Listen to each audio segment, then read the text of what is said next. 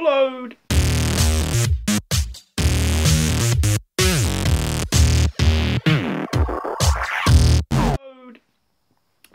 Hi guys, welcome to another gear review. This is another piece of gear sent to me from Jack Vapor.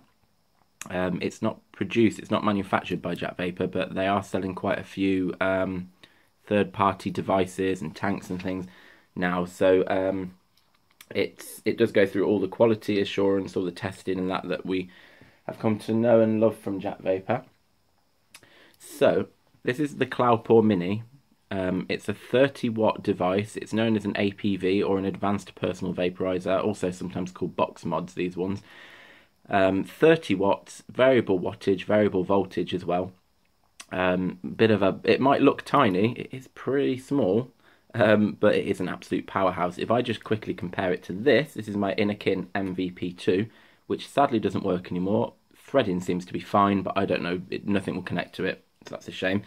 If you look at the difference in height, there is a pretty decent difference there, not even just with the big connector. Width-wise, they're not really that much different, but a lot taller this. Yeah, this can go from, very popular device, this can go from, I think 3 watts up to 11, whereas this, Cloupor Mini, can go from 7 watts up to 30, so it packs a lot more power in it. Also has variable voltage as well. So whereas this one I think goes from around, I can't check it because it's broken, but it goes from around 3-ish volts, I think, or 3.6, 3.5, somewhere around there, up to 5 volts. Trying to get the memory working there. This one goes from, I think, 4, in fact, let me check. It goes from, if I just switch modes on here, I don't tend to use variable voltage very much, to be honest. It goes from 3.6 volts all the way up to, let's have a look. See how fast that moves. That's one of the nicest things about this, is just how fast you can get through the settings. Up to 7, okay, so from 3.6 volts up to 7 volts. So even, well, I mean, with voltage, it packs quite a punch. I'll be showing you a spec sheet soon, a screenshot of a spec sheet, which will give you more technical description of what this thing can do and what's in it and the amps and everything like that. But for now, I mean, just know it's a very, very powerful device for the size that it is. Thank you to Andy, by the way, for sending this to me, along with the rest of the kit that was sent. The shipment email that I got from this, literally within less than 24 hours it had arrived, so I don't know how they do it. Whenever I've had anything from Jack Vapor, whether it's been sent to me or whether I've bought it on the site, it's always arrived ridiculously fast, so no idea how they do that, but thumbs up. So yeah, so this is, like I said, it's an advanced personal vaporizer. It basically has some of the power of, well, some mechanical mods, but it also has all the safety features that you expect from things like ego batteries. So you're not going to electrocute yourself, you're not going to blow the house up, okay? If you do anything that the battery doesn't like, it will flash up an error message, okay? So it's perfectly safe for you to use. One of the big differences with this compared to things like the Series E or other ego batteries, or even the MVP2, is that it doesn't have an internal battery that's sealed away in the device. It actually is, it's powered by one of these. Now you might know what that is. It's an 18650 IMR battery, a high drain battery. These are extremely popular with mechanical mods. Basically, you can get these as optional extras with the kit when you buy the device. And the great thing with these is, of course, if you buy 2 or 3 of these, you only have to swap out the battery. You can fully charge your batteries and just swap them out instead of having to switch to another mod, another, you know, your Series E or something like that. You can just change out the battery. And also there are so many different chargers you can get, like night core chargers. So basically you've got a lot of options when you can remove the battery. A bit like how I like to see Samsung phones compared to iPhones, but that's a whole different thing. What you might have noticed when I took this off is that actually the case is magnetic, so it clips straight into place. And for mine, there's no movement, no issue at all, no loose spots or bits that don't connect, so good build as well on that. Okay, so a lot more power, powered by an IMR battery that you can remove. Those are two of the big differences to things like Ego batteries. It also, you might notice, compared to the MVP, a lot of devices like the MVP have a connector up here which juts out, which has the Ego connector and then the 510. Whereas the Cloupor doesn't. The Cloupor has a gap for you to screw the atomizer into. So what this means is that by default, the Cloupor only supports 510 tanks. Okay, so things that use the Ego connector, things like Pro Tank Minis, EVODs, I'm trying to think of another one, things like the CE, I suppose, CE Stardust or whatever they're called, those horrible shitty clearamizers that I hate to death and back, they won't work in here by default. However, you can make them work if you get one of these little adapters that will screw onto the top of your Cloupor, and basically you can then, it's then got the Ego thread in and the 510, so you can then slot in things like Pro Tanks. But out of the box, just be aware that this will only connect to 510 devices, not Ego devices, okay? So it's worth finding out what tanks you have first or what you plan to get. Most tanks now are 510 connectors. The big tanks certainly are, so it's not such a big issue anymore. Something I did forget to mention is the discount code as well. Don't know why I forgot to mention that, but if you do decide you want to get hold of one of these from Jack Vapor, discount code should be appearing now. And yeah, make sure you enter it in at the checkout because you will get 15%. I think you get 50. Yeah, you'll get 15% off your order, which is always nice. So don't forget to use that. Anyway, I'll show you the screenshot now, which gives you some more advanced specs for the Cloupor. Okay, and yeah, there you go. Okay, so just a quick unboxing video, so to speak. Here is the box that you get the Cloupor Mini in. Nice wood style box. It's got some good stuff on the back. It also has a Cloupor scratch and check, so a bit like what Aspire do with a lot of their products, you can check that it is a genuine product. Okay. Inside the box, you get a VIP card. This is basically your warranty card, your after-sale warranty. So it's got the number for your particular warranty, so keep hold of that. You also get a manual which has all the good stuff in it. This has, I think, been rewritten from the Cloupor original manual by Jack Vapor, so a bit less Chinglish in it, I think. It's got loads of information in it. It also has some, if I can do this one-handed, it also has some voltage and resistance graphs with wattages and amps as well, so always useful to have those. You also get, as well as the actual Cloupor, you get a charging cable, which is a retractable charging cables, which is always handy. You get some a box of replacement magnets and screws for the device in case you need them, and you get that lovely little blue screwdriver that everything comes with these days, which is used for adjusting the 510 connector. Okay. So, one of the key things about this device, because it can pack a lot more power, a lot more volts, a lot more watts, you can also throw some lower resistance coils at it. So you can head a bit further into sub-ohm than you can on things like the MVP. The MVP, I think 0.7 is like the recommended minimum that you touch with this. Now this one, you can get it to like 0.4. 0.5 is quite a happy place for it. So it can go a bit lower, and because of the extra power, it can also power the device a lot more. I mean, this can only go to 11 watts, and I think it has quite a low amp limit compared to this.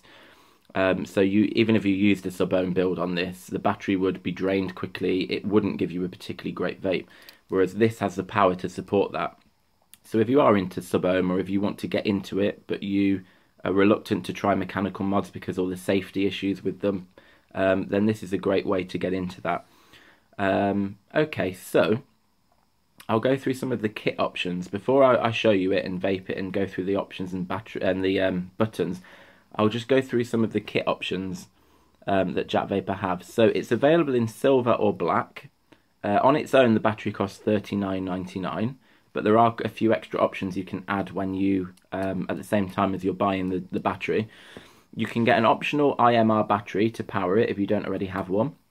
There is basically there are 3 different batteries available. There's a 2500 mAh, a 2900 mAh, and a 3200 mAh battery. The first one, the 2500, is 20 amp, and then the other 2 are both 10 amp. This one that I've got in here is a 3200 mAh 10 amp battery, which is $10.99 as an extra. They're all different. The 2500 is $9.99, the 2900 is $8.99, and the 3200 is $10.99. This one, which I got with it, I fully charged this. When it came, it was partially charged, like everything is from Jack Vapor. But when I fully charged this up, it's now about 2.5 days maybe of moderate vaping. Quite a lot of that at 30 watts, to be fair. And as you can see, it's starting to run a bit low. But that's an incredible amount of time to get particularly when you're mostly around 20 to 30 watts. So impressed with the battery. You can also get an optional standalone USB charger, which is $8.99. If you already have a charger for IMR batteries, you don't need to worry about that, but it's a nice option to have. You can get an optional premium Kanga tank. So you've got the Aero Tank V2, you've got the Jenny Tank or the Pro Tank 3, and they all range from between $14 and $16.99. And you can also have an optional sub-ohm tank, okay, so a high airflow tank, which is the sort of thing you need to power sub-ohm builds. There is the Smok VCT, which I'm going to do a separate review on. I got sent that along with my Cloupor. So the Smok VCT, which is $18.99. The Aspire Atlantis, which is $29.99. The Kanga Subtank Mini, which is 22mm one, which is $29.99. And also the Kanga Subtank Nano, which is $24.99, and that one is a bit smaller, as the name suggests. That's 18.5mm. Don't worry too much about all of that, but basically there are a lot of different options that you can customize with this. If you just want the battery, then you can just get the battery, but there are so many different options that you can add to this, so it's always good to be aware of those. Okay, well, I don't want to make the review too long, like some of my others. But basically, yeah, what I'll do, I'll show you it with the Smok VCT. This is a sub-ohm tank. This is a 0.5 ohm coil. I've got it set to the highest, 30 watts. Okay, I'll show you a bit of this in action, and then I'll just explain some of the different operations with the batteries and how you do different things. Okay, so if we just power this, listen to that.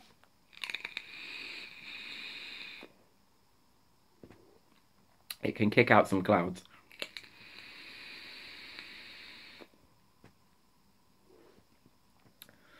Oh, I'm still getting used to long inhales.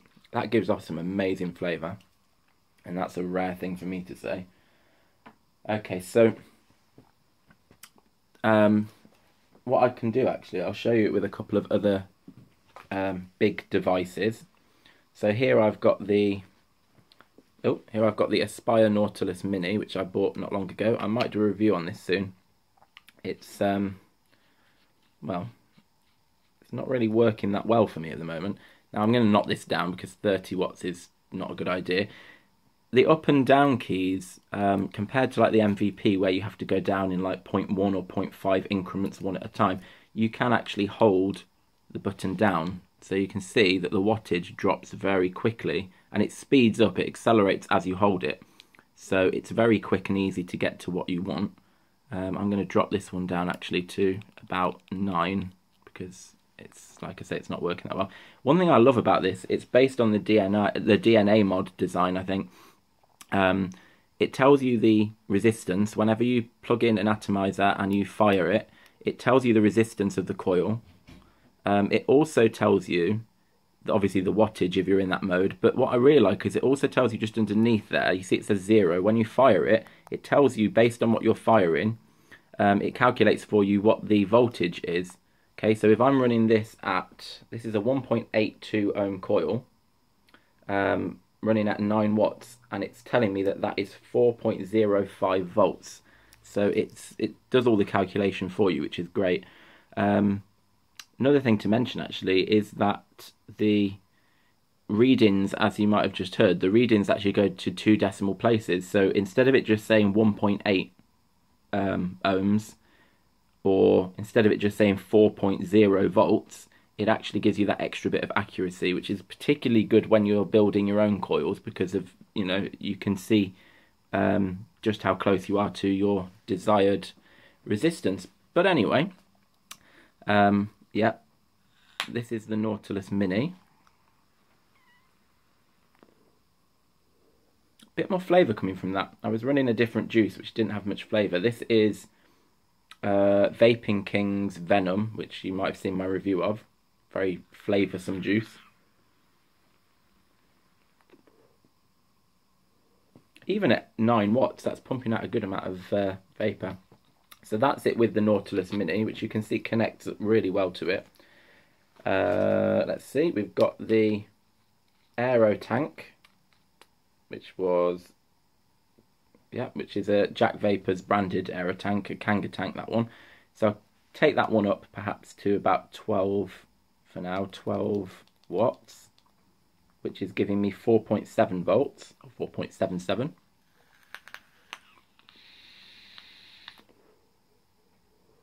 One thing I really like about the fact that this is buttons on the side compared to on the front for the MVP is the fact that you can either use your thumb and hold it like that, you could use your finger. Okay, so there are so many different ways that you can actually use this, and it's just so comfortable to use when the button's there. Again, 12 watts, plenty of vapor, and I think that's a 70-30 juice, that 70 PG, so not bad. And then here I've got my iClear 30S. I keep that at 12, 4.76 volts that's coming out as. Woo!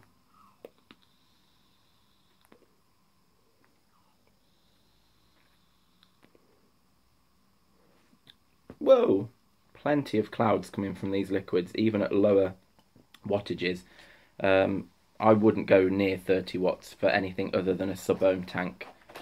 You'll probably end up burning the thing. But it's always good to have it there. So, yeah. So as you can see, they all connect really well to it.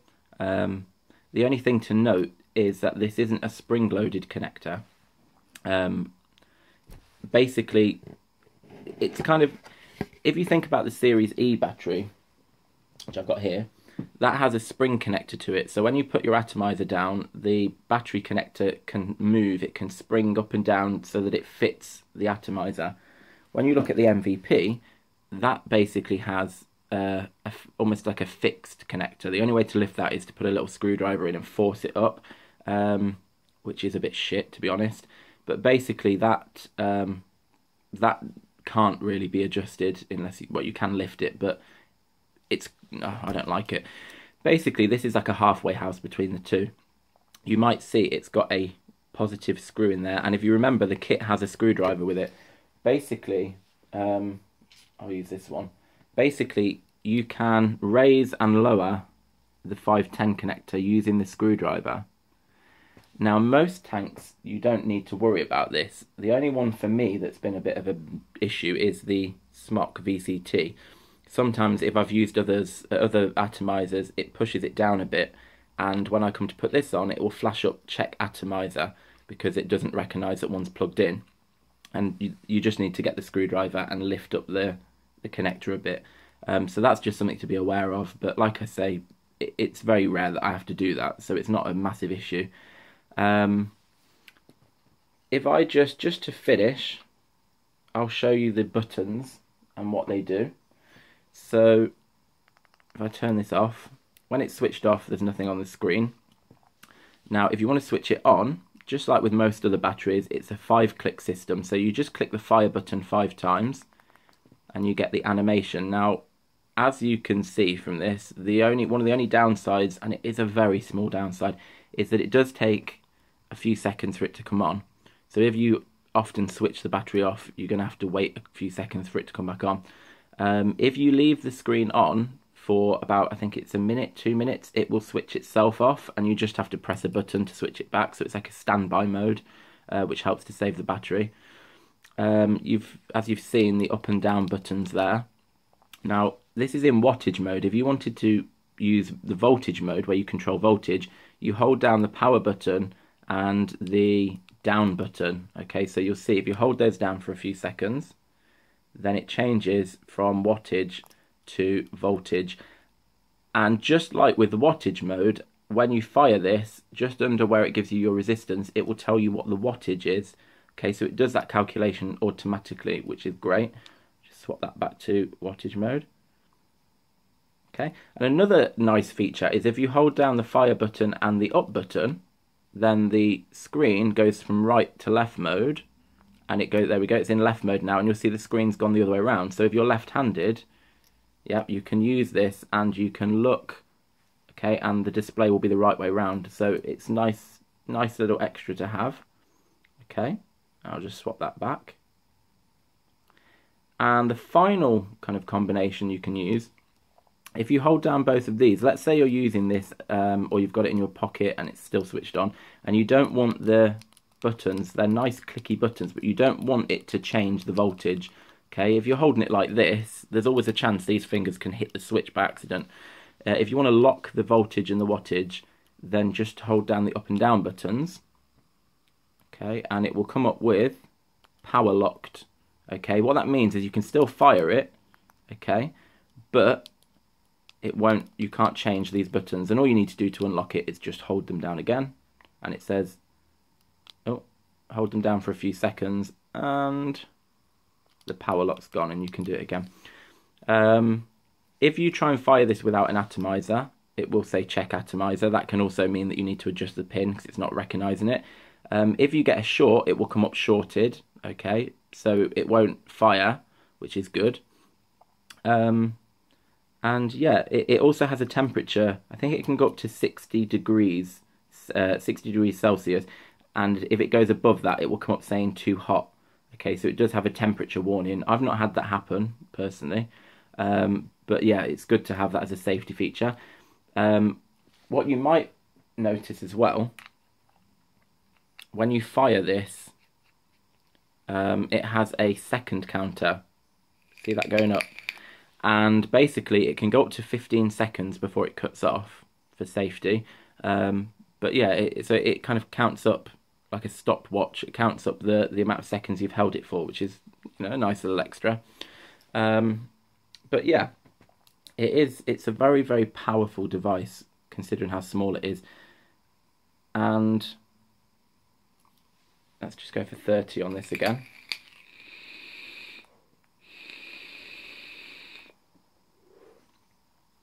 It does give out some serious vapor for this tank. That's probably about it. Yeah, it's an incredibly powerful device. The battery lasts a long time. I'm not sure if I mentioned this, but when I fully charged this, it did last for well, it's still going basically. Vaping mostly 20 to 30 watts on that tank. So at that level of power, you'd expect the battery to drain pretty quickly, and this one has lasted for, at the moment, about 2.5 days, and it's probably still got about 30% of its battery left. So you can't fault that at all. And of course, you can swap it out for another battery if you want to. That's about it, really.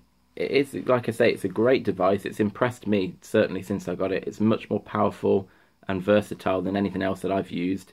So, you know, if you're looking to jump to a more powerful device, but you don't want to go down the mechanical mod route, or if you're looking to get into sub-ohm vaping, but you don't want to, again, go down the mechanical mod route, and you want something that has all those safety features, then this is a great, great device. Yep, so you can pick it up, like I said, from Jack Vapor. The battery on its own is, just to remind myself, $39.99, and you've got all those customizations that you can make to your kit as well. So don't forget the discount code. Okay, if you do go to buy this or anything else from Jack Vapor, you can get 15% off your order, and that counts for any order. So, you know, use that code as many times as you want for as many purchases as you want, to save you 15%. So that's it. Hope that's been useful to you. Hope you've enjoyed it. Hope you go and pick one of these up because they are great, great devices. And yeah, happy vaping.